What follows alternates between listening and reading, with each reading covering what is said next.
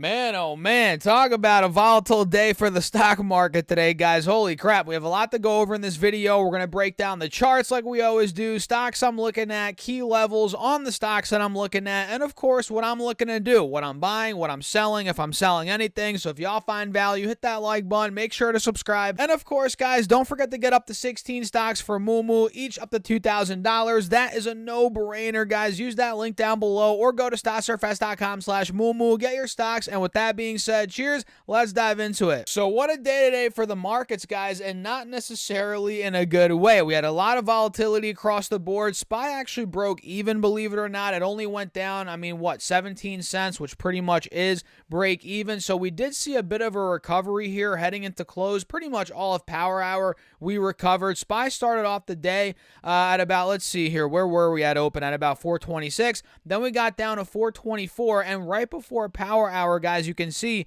we hit 424, right? Pretty much right on the dot, and we ran all the way, all the way up to pretty much 427 over that point during the, during that hour, the last hour of trading, which is Power Hour, right? So in other words, we're talking a move here of about 0.7%. We ended up running on SPY heading into close, and Triple Q probably did a little bit better than that. Let me see here, guys. We ended up going from 358 up to about 361.50 at close, which was a move of 0.9%. Pretty big move there for Triple Q. But we did not break out of the highs from earlier in the day on Triple Q and from the pre-market, which is something that the bulls have to realize. And SPY also did not break out of the highs from earlier in the day, and of course from the pre-market. We're far from those highs. So at this point, clearly you can see the volatility on the intraday on SPY and Triple Q is pretty obvious, which means today was just a crazy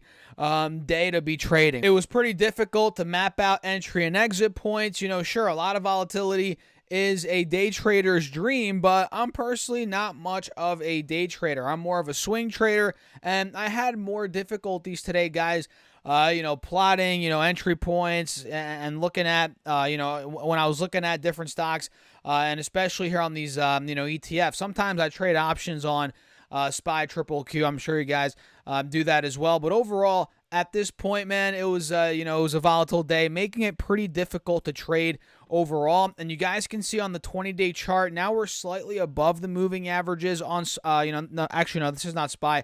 This is Triple Q on the 20-day chart. And let me see if SPY's above the moving averages. Nope, it's not, but Triple Q is. This is the only index that actually went up today, about 0.8%. Everything else either broke even or went down. The Russell actually went down 1.6%, like we covered in my previous video, which, believe it or not, guys, the Russell hit a fresh low today on the 20-day chart, and on the 4-hour chart, you guys can see we're getting pretty close to that 1,700-point low, which we hit back in March. So this does not look good at all. The Russell was at a point where it was about to break out of 2,000 points a couple months ago, and now we saw that head and shoulders we called out play out. Now we're under the moving averages. We have a death cross. And to me, guys, it looks like, well, we're getting right back to the lows. We might even take out those lows on the Russell from back in, April, and we'll see where it goes from that point. So let me run through some stocks here, guys, that ended up moving today. The first one, which got destroyed a couple of weeks ago, but today bounced back, it's Foot Locker, ticker symbol FL. Let me pull it up and show you guys. Foot Locker today ran up about 5.5%, which really isn't nothing considering this chart. This thing back in February was 47. Now it's at 18 bucks per share, and the last 2 quarters were a disaster. A couple months ago, back in May, the stock was at about 40 bucks. Then it got cut pretty much in half to 25, 26, and then they just reported earnings again back in the end of August. Stock went from 25 to 14, and now we're starting to see maybe a little bit of a relief rally. But either way, guys, be careful with this. It's not the best looking chart by any means. In fact, it's actually awful for the bulls. But who knows? Maybe we do see a bit of a rally on this relief rally, as it is very, very beaten down overall. NVIDIA also did fairly well today, guys. I'm not sure if you saw it. Let me pull it up and show you. NVIDIA went up 12, almost 13 bucks on the day, up 3% on the day. Pretty good if you ask me. And now it's approaching, it's pretty much right at the 180 SMA on the 4-hour chart, which has been resistance for a couple of weeks. You guys can see on this time frame. If I zoom in a little bit, and let me see here. If I get this channel tool out, let me draw this out a little bit. We do have a bit of a wedge here on NVIDIA. We're pretty much right at the top of the wedge right now at about 450 to 445-ish. So if we do start breaking out of the 180 SMA at 450, we take out this wedge, guys. At that point, we could start going for the next leg up, even though a lot of people are arguing it's very overvalued, it's overbought.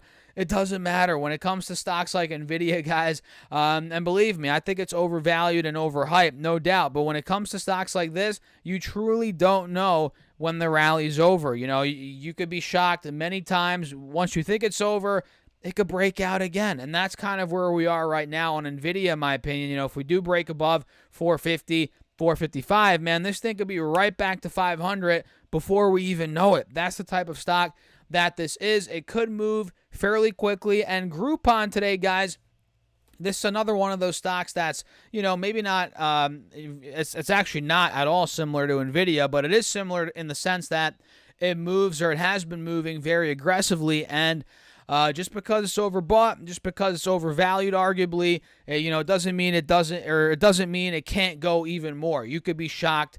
Trust me, guys, the stock market surprises me all the time, and I'm sure it surprises you all the time as well. It's going to surprise you. And Groupon, we said this yesterday, right? It was pretty overbought heading into today, this week, but it's still going higher, guys, at least as of now. Went up 3% on the day, and it looks like the short interest from last time I checked was roughly 40%, so it's very high. And who knows, man, this could go hypothetically, not saying for sure it will, but this could go to $20 before it pulls back for all we know. I have no idea, but either way, Groupon did very well today. Google also did well, and it looks like it's starting to snap back here above the moving averages, which is good on the 4-hour chart. You can see Google saw a bit of a pullback from 139.40 down to about 128. We pulled back about 8%. And we were under the moving averages for a couple of days.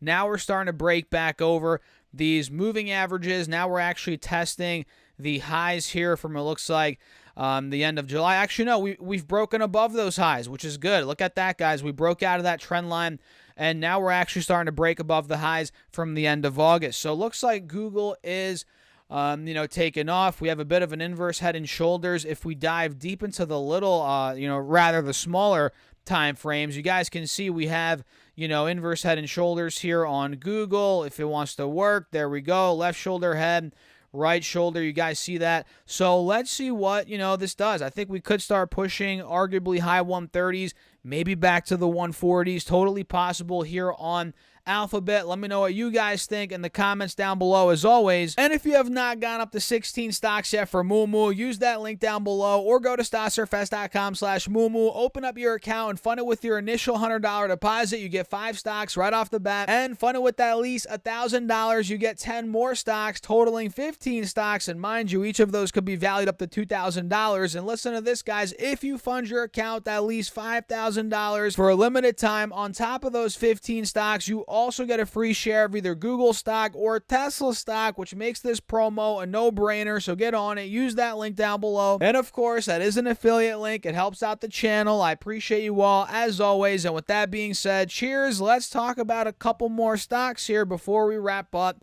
the video. And by the way, Alphabet, also known as Google, is reporting earnings pretty soon here in the end of this month. So the months are flying by, guys. We're pretty much at the end of the year now, and a lot of these big tech names are getting ready to report again. Here we have Google on the 24th. I believe a lot of these other ones are coming up. Apple might be early November. Yeah, probably early November. And keep an eye on this descending triangle, by the way, on Apple. Looks like that's starting to play out. Not the best sign for the bulls overall. We'll see how that plays out over the course of this month. It looks like today we had a nice snapback in Meta and Adobe. Let me pull those up and see.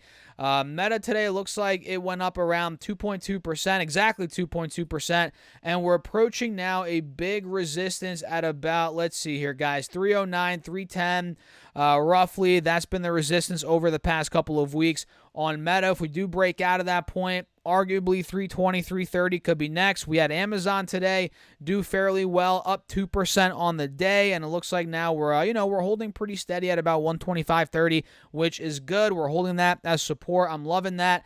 And let's see what else ended up moving here, guys. Pretty much all of big tech. I mean, geez, Amazon, Google, Apple, Microsoft, you name it, all of those went up. Visa, Tesla went up, Netflix, Pinterest, and in terms of red stocks, because we had the Russell down a bunch, Nikola down 10%, not the best day overall for Nikola. We had GameStop get destroyed. Let's see here, guys. GME is the ticker. If you guys didn't know, that ended up going down 6.5%, and look at that. We actually hit a fresh low on this 4-hour chart on GameStop. Not good at all, guys. Not good. Let's see what else here. Rivian went down, which we covered in my video earlier today. Make sure you guys go check it out. We cover the delivery numbers, all that good stuff when it comes to Rivian and Tesla for that matter. Go check those two videos out. Let's see. Enphase went down about 3%, which bring it on, guys. You know my thoughts on that. I made a couple videos on this stock recently. I'm looking to buy it at 80 to 100 bucks. We went down 3%. Now we're at 115. We're getting there. We're getting awfully freaking close, guys. And that's one that I've been targeting for, again, a couple months now. So we'll see what happens with Enphase. And with that being said, guys, I'm going to wrap up the video. If you enjoyed it, hit the like button. Make sure to subscribe. It's free. And don't forget to follow me on X at Stas Talk Stocks. I'll leave the link down below. I'm getting way more active on there, guys. And I'll catch you all in the next one.